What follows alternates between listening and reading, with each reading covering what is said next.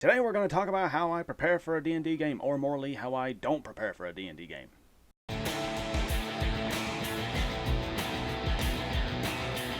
Hey guys, welcome back to the channel. Like I said in the beginning, we are going to talk about how I don't prepare for a D&D game. Basically, what I'm saying is that I don't go all out for planning on a D&D game. I usually do a lot of improv in a lot of the things that I do for D&D.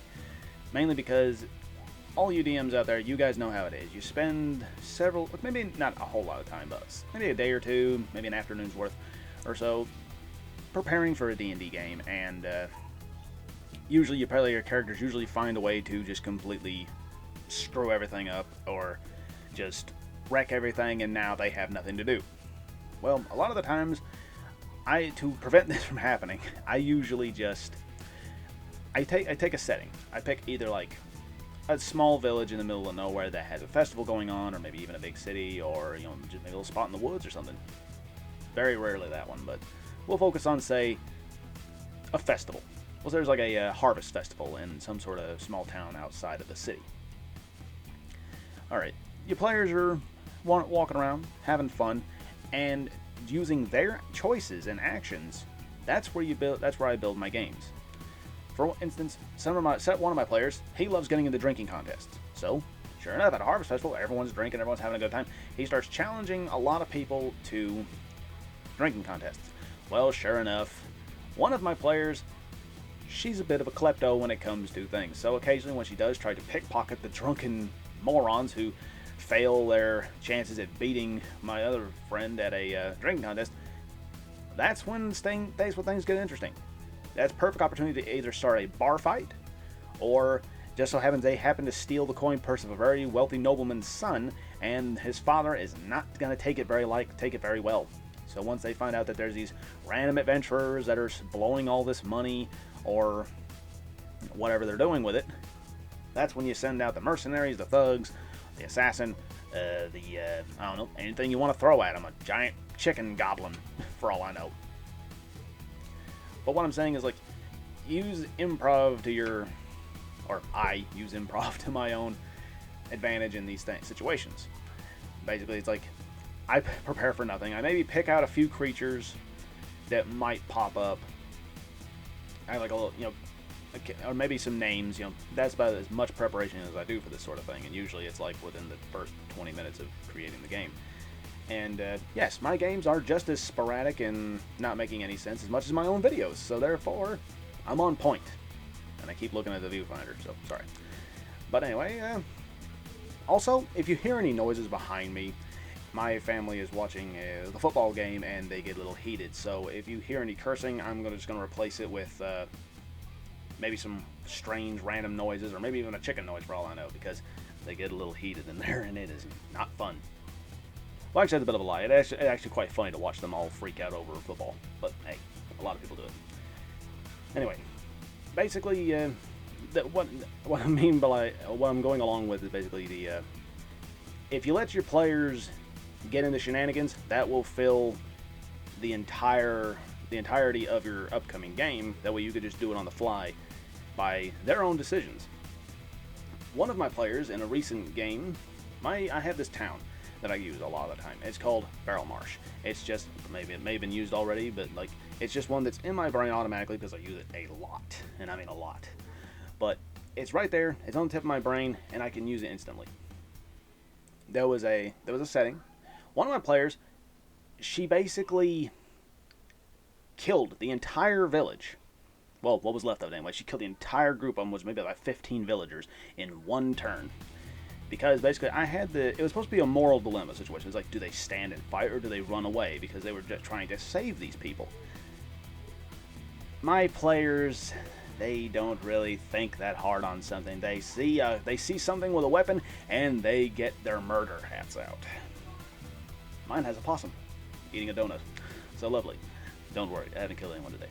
But anyway, they just start. She goes into rage because she was a barbarian. She goes into rage, and of course she has that one power where if you kill something or get a critical, you can do another attack. Well, basically the villagers, they had no health. They basically just rolled a hit, and she wiped out all 15 of them. one of the players also happened to be a paladin, a dragonborn paladin. So this filled the rest of the game with a lot of tension, and I liked it. And basically, now they were basically, the wizard who turned the entire village against them paralyzed them and told them that, thank you for making my little story honest. As you don't, right now, you all are basically going to stay here and be pinned to the ground while the paladins are arriving, because I sent a message telling the small army nearby that a band of murderers has slaughtered the entire village. And now it is true thanks to you guys. And of course, that little insult to injury, the Duergar wizard, well, that's basically who it was, came up, pats her on the head, and gives her a big old thank you. And then he just walks away. Well, tries to walk away. Then, of course, my players, they're them kind of people that, like, you know, when a cutscene in a video game happens, they're just spamming the skip button. They're kind of like that. Because I try to have occasionally a couple of cutscenes in my D&D games. Never happens all the way through because they always got to interrupt. But, hey, player characters, you got to love them, but you got to kill them. But anyway, it was just perfect after that, because now a lot of them, they don't have to lie because they didn't get a chance to attack any of the villagers. But now she has this big freaking weight on her shoulders that she knows she slaughtered 15 unarmed, weak as hell villagers, and now there's paladins coming around looking for murderers. So now she's got a lot of, like, tension going on. See, if you let your players just go out and have shenanigans, it'll fill your game instantly. So basically, that's how I prepare for a D&D game. I don't do shit.